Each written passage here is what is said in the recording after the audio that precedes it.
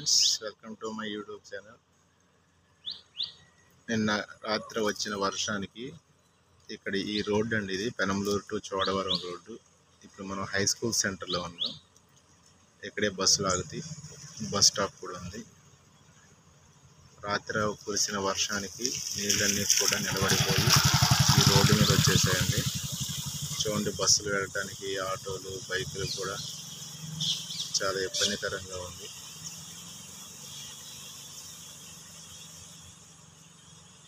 ఈ డ్రైనేజీలన్నీ కూడా నీళ్లు వెళ్లకుండా ఆగిపోయినాయి. దాంతో ఈ నీళ్ళన్నీ కూడా రోడ్డు మీద నిలిచిపోయాయి. ఈ నీళ్ళన్నీ కూడా పోవడానికి ఈ మధ్యాహ్నం అవుతుంది.